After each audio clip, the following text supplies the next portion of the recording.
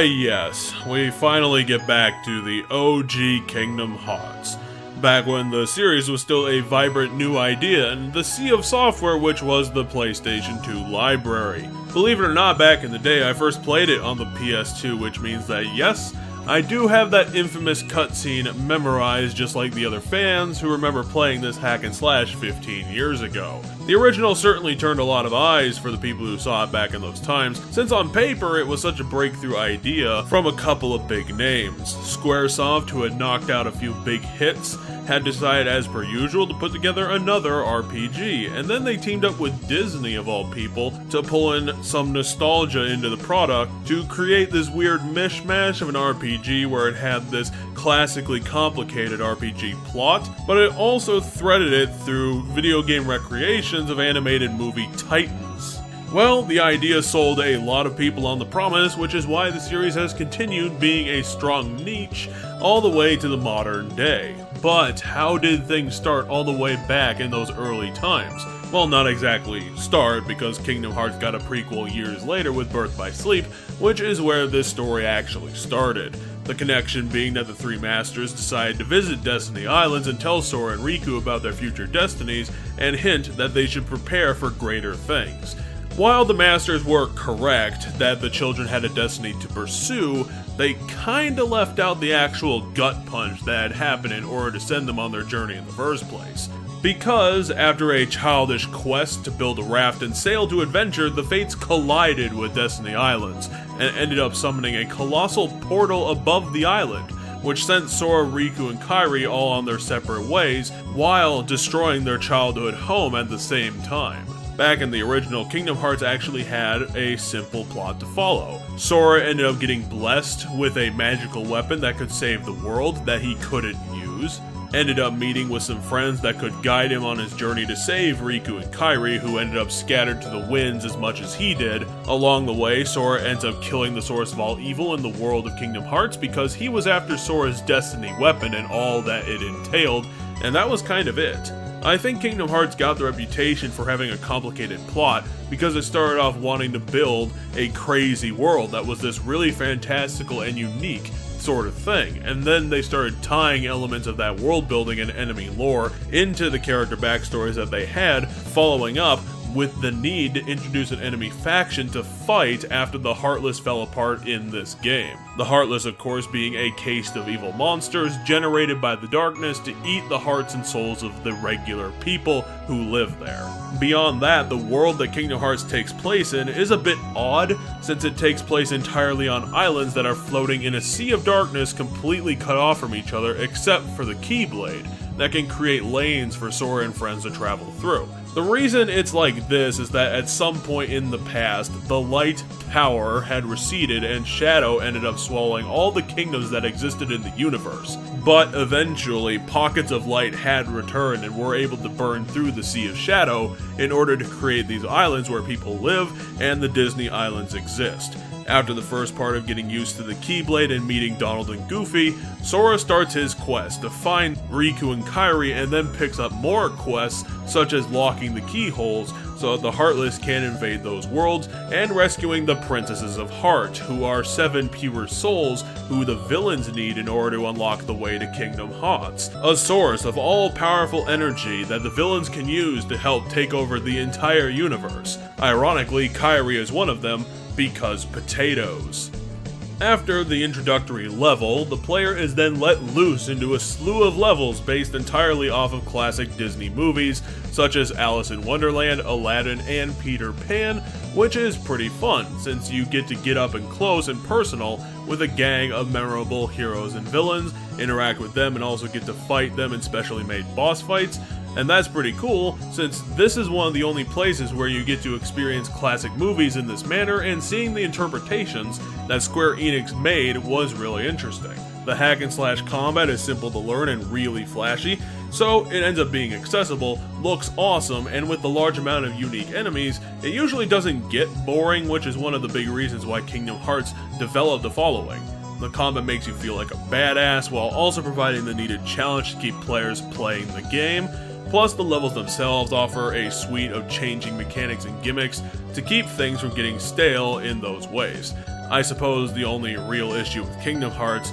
is that since it's adapting entire movies into singular video game levels, obviously the interaction with the movie ends up getting cut down a lot, which mostly means that the story of the movie is finished in a couple plot turns and at a breakneck speed, so a lot of the enjoyment of the levels comes purely from nostalgia because they're barely telling the story of the movies in the game. The game really can't spare the time to go through a lot of what made these movies classics, which was the dialogue, getting in depth with the characters, and the world that the movie takes place in. Plus, the levels just lack NPCs and locations to make the player feel like they're actually in the movie instead of simply being in a video game level based on that movie. I don't really take points off for this, since this sacrifice is pretty obvious when you're interpreting a movie into a video game. But it should be noted since the appeal of the movies is a big reason why people are buying the game, at least with the first one. Kingdom Hearts works well without the larger connection to the movies because Kingdom Hearts in of itself is bringing a lot of its own story to the table to make up for the lapses and making sure that there's always a hook to keep the players going towards the ending, especially in the later games when things really get developing. Playing this game again reminded me how refreshing it was for the original to just get straight to the point and not have these lengthy plot dumps explaining entirely new characters and how they're related to Sora's quest to be the very best. And speaking of such, I'm going to be talking about it more later on since it was worse later, but even after all this time playing this fresh again, I still cannot stand Sora. In the original, it did make sense for Sora to be this incredibly naive, friendship can solve everything goody two-shoes character because it's the start of a new series and you spend your time better starting simple, and at that time he's treated like a 12-year-old or something, so Sora can start out being like an idiot because it makes sense, he's a kid.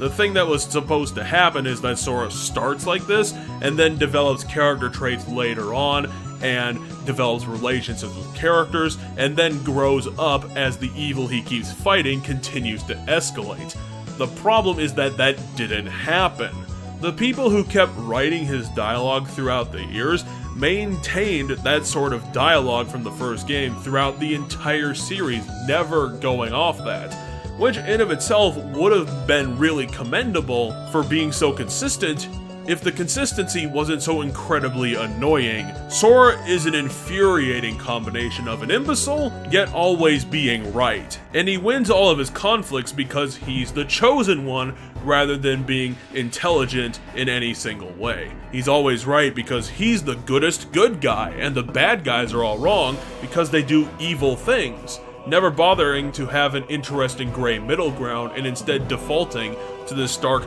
black and white crap for the entire series, while other characters in the roster prove that falling to the dark side and turning a little gray at times makes for an infinitely better character. I have no idea why Square Enix continued to stick with Sora past the original game, since for his entire runtime, Sora has really never stepped away from being this friendship will save the world idiot who's given all his victories by destiny alone, while never learning anything about what he's supposed to be doing on his quest or growing up at all. It gets really freaking annoying simply because his dialogue is so repetitive, with him constantly being the big hero who stops the evils of the world and saves his friend, and that's all that he is as a character. There's no complexity to him, there's no depth, and there's no interesting flaws or traits. Sora is about as two-dimensional as it gets, and we're just stuck with him for the next 15 years. While on the other hand, his friend Riku ends up falling to the dark side and palling with the villains to fight him at the end of the game. I guess at the very least I can call Sora efficient because he's the one who's able to topple this conspiracy of the Disney villains ending up claiming the Princesses of Heart that finally leads into Hollow Bastion all by himself. The leader of the conspiracy being Maleficent, and the best villain of this series, mostly because Disney is one of those film-creating companies that has this weird talent to retain their talent for not only years, but decades. And when they come back to do their Kingdom Hearts performances, they're usually pretty good at their characters still, which helps with selling the nostalgia of the series that the whole thing is going for. Partway through that level, Riku finally does reveal what he's been up to, while Sora has been screwing around in the other worlds trying to find the keyholes, which I'm sure makes perfect sense to him and him alone. He's been working with Maleficent to capture the Princesses of Heart in order to help Kairi wake up from her coma, I guess?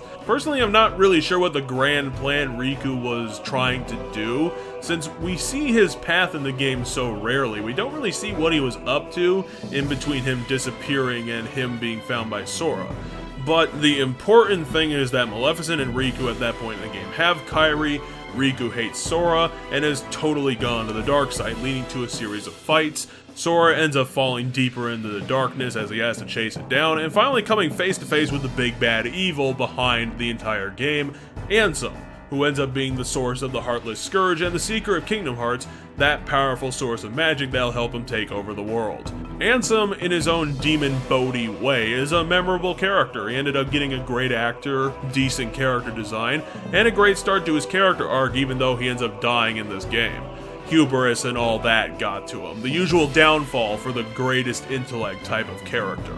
Ansem saw that potential in Riku to breed the darkness that had started him out becoming evil, which is what led him to possess his body and turn him evil Anakin style, which is what led to one of the most infamous Kingdom Hearts boss fights due to a simple lack of being able to skip the cutscenes, since the fight itself isn't actually that bad, just a couple steps shy from a memorable equals duel mirroring the minigame at the beginning where Sora and Riku had a sword fight as friends. Appropriately, the final round of Kingdom Hearts is completely over the top and totally ridiculous, giving Ansem 3 phases to his boss battle, a lengthy delve into the darkness sort of level to fight him, and ending with the usual friendship defeats God finale that Square seemed to patent back in the day for how common it was for their games to end on this type of trope. It was just a really memorable ending, to the point that Demon Boat became almost as famous as Mario's bad dub Hot Tub just on the silliness factor alone in this series. But as with any game, Ansem ends up getting obliterated by the hero with the help of Mickey Mouse, the most powerful icon in the universe, and all is well in the world. Well, sort of. Sora, Donald, and Goofy, rather than saving Riku or Kairi, end up traveling once again, having lost them in the shuffle to this completely other plane of existence. Obviously, Square Enix was gunning for this game to have that sequel, and as a retrospective, it's certainly easy to see why this turned into such a large niche in the market.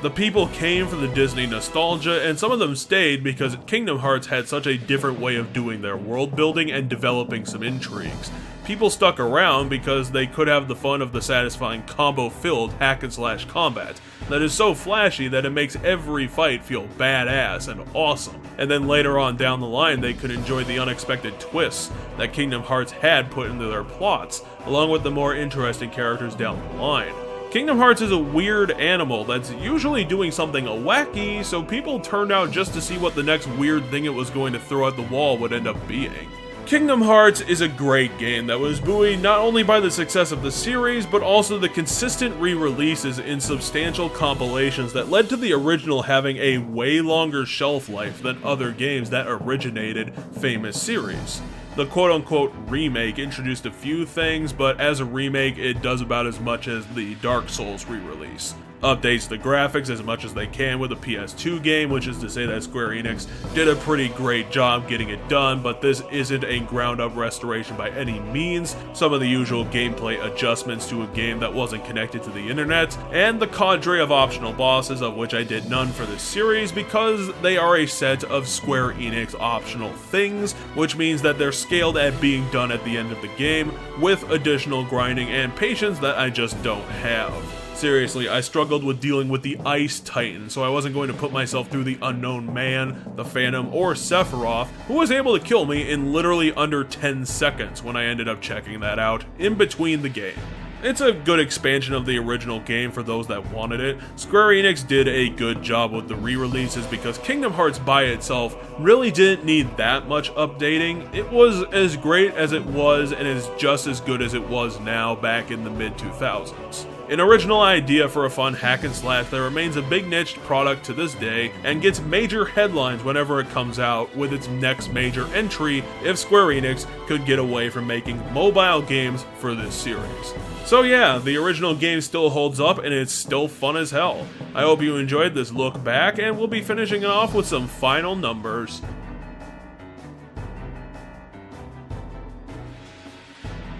I wish you all out there a victory for gamers, because you all deserve it. Stick around next time for the side game weirdness that is Kingdom Hearts portable games.